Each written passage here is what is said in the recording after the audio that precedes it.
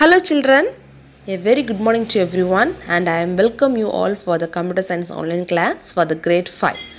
So we have completed the first lesson, isn't it ma? That is all about computers. So I hope you all learned the book exercise and as well as the booklet portion and the following everything. So just revise the lesson because you are going to write the first midterm test in the month of August, that maybe in the first or second week, okay ma? So just we can revise it, okay? So our first lesson is all about computers. So under this topic we learned about early calculating devices, evolution of computers and characteristics of computers, isn't it ma? So first topic is early calculating devices.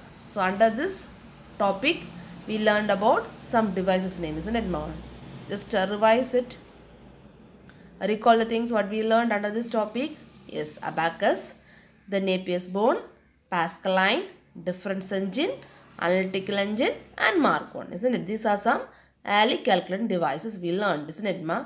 So what about abacus? So abacus is was the first calculating device, isn't it? It's the first calculating device. Yes, abacus was the first calculating device and it consists of frames and beads, isn't it ma?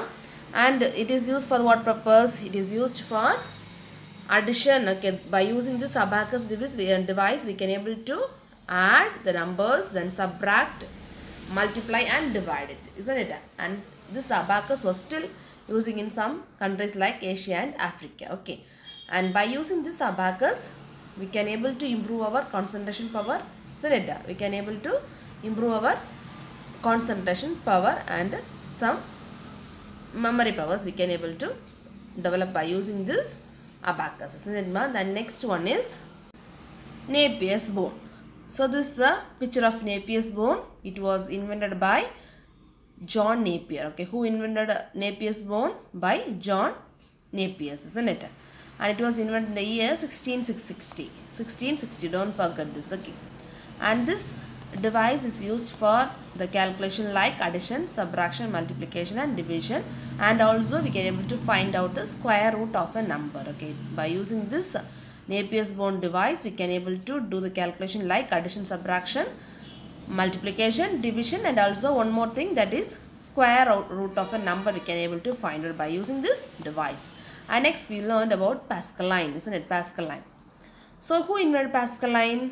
Yes, Blaise Pascal. Okay, Blaise Pascal only invented the Pascaline in which year? In 1641. Okay, in 1641 the Blaise Pascal invented what ma? Pascaline device. Okay, and it is the first mechanical calculator. Okay, don't forget this, maybe they will ask for the one word questions. Okay, it was the first mechanical calculator. Okay, abacus is the first calculating device, Pascaline is the first mechanical calculator. Okay, so what's how it is looking like? It's look like a rectangular box and it has some rotatable wheels. Okay, it has some rotatable wheel, that is movable wheels are available in this rectangular box. Okay, and by using this device we can able to find out the addition, subtraction, multiplication of numbers up to 100 and thousands. Okay, by using this device we can able to do the calculation like addition, subtraction, multiplication, divisions up to 100 and 1000 digits, isn't it?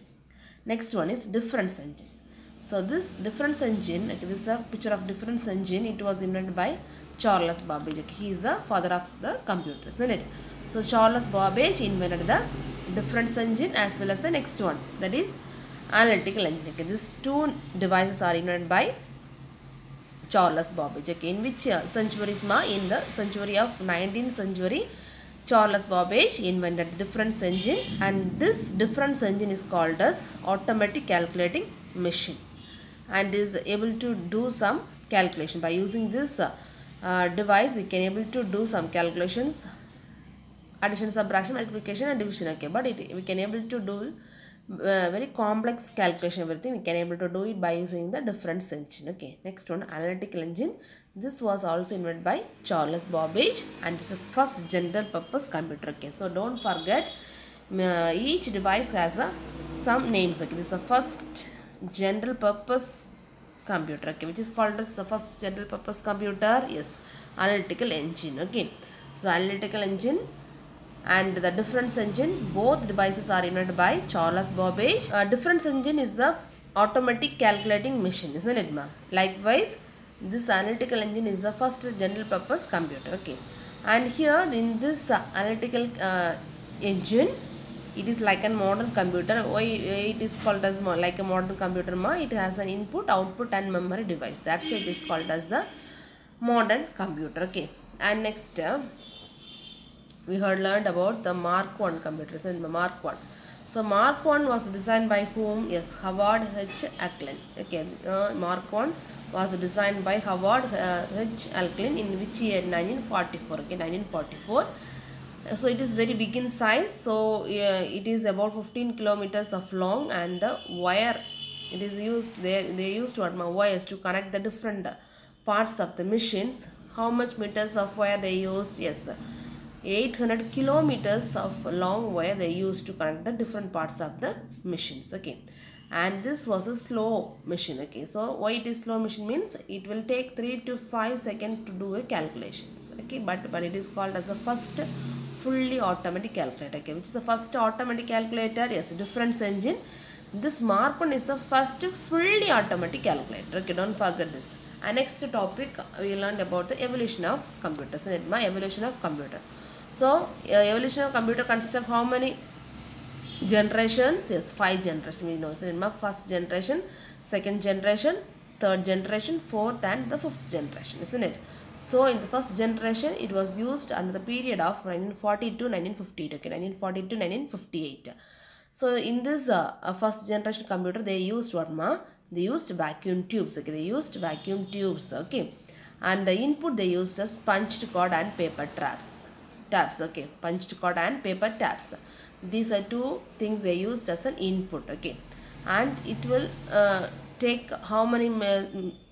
It will take the milliseconds to do the calculations. Okay, this first generation computer, it will take milliseconds to do the calculation, and is very huge in size and very expensive to build. So we have to spend more money to build this first generation computer. Okay, so that during that time they used many money. Okay, they spend many money to build this first generation computer. Okay, and the power consumption also very high. Okay, and last what we have, so it will take more time to do the calculation. Okay, so at a time they can able to do only single calculation. If they want to do next program means they have to reprogram the machine. Okay, they have to reprogram the computer, so it will take a lot of time. And we discuss about some examples of first generation computers. Then ENIAC,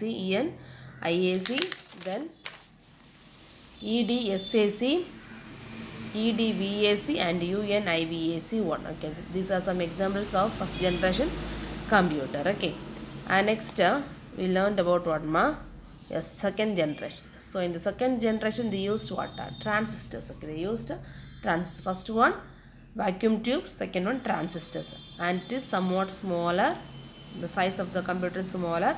The working of the system is faster and less cost, and also more efficient than the first generation computer. Okay, so when comparing the first generation computer, second generation computer size was small, and it will do the calculation very faster than less cost. Okay, and next what is given like the modern computer, they used printers and printers storing capacities and operating systems are used in this second generation computer.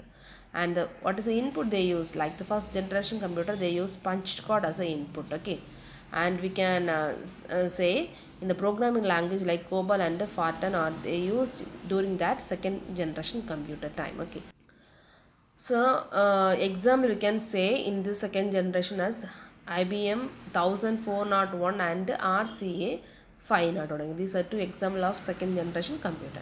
And next we have the third generation computer. Third generation computer. So what's the time period from 1964 to 1970 they use this third generation computer. Okay, so what is the main thing they used? They used as integrated circuit. Okay, they used integrated circuit. Okay, in the third generation, that is called as chip. Okay, otherwise it is called as chip. So when comparing to second and the first generation, the size of the computer is smaller. Okay, smaller, and also they used some storing capacities. Okay, so they use some storage device they used. Okay, and also it will work very fast. When comparing the second and first generation, the working of the program is timing is very small time they used. Okay ma.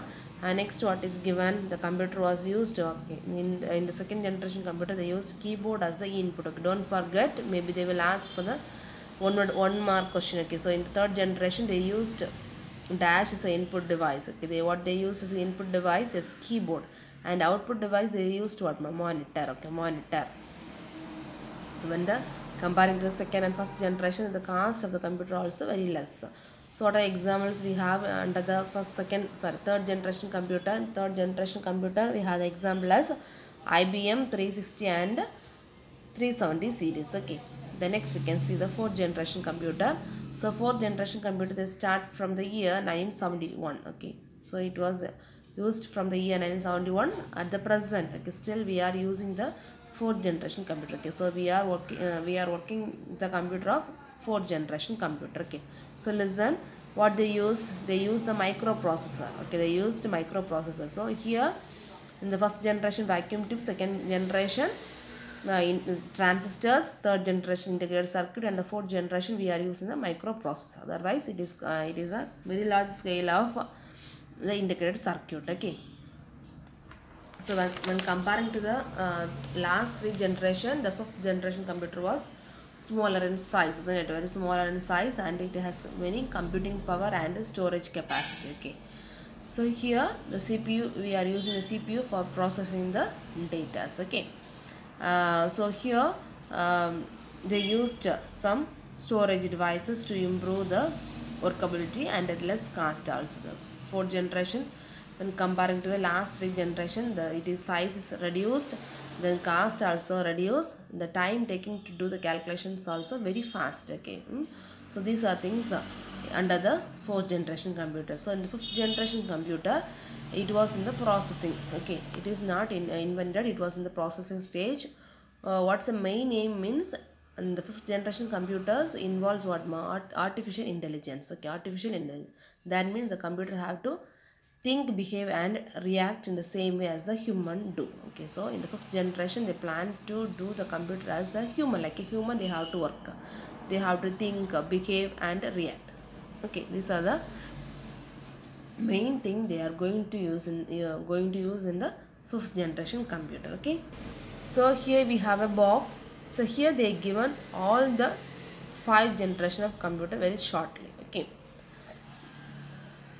and next at the last we have the characteristics of computers and characteristics of computer. So in the characteristics of computer we have 5 points, that is speed. Okay, speed of the computer, then accuracy, then high storage and diligence, and last one is versatility. Okay, so speed, we know how this computer is doing all the work very fast, isn't it? Then accuracy means it not make any mistakes. As a human being we are committing mistakes, but it will not make a mistake. If as a human being, if we are entering the data wrongly, means maybe it will produce the wrong answer, otherwise it will give the correct answers only. Then high storage capacity, so the computer can have the high storing capacity to store the data, information, everything. Okay, next point is diligence. Okay, so as a computer it does not suffer from boring or lack of concentration. Okay, so as a human being we will feel some boring, or we will feel some something, but here as a computer it will not suffer from any boring or lack of concentration. It will continuously work. Okay, without any lack it will work. Okay, last one is what, versatility. Okay, versatility.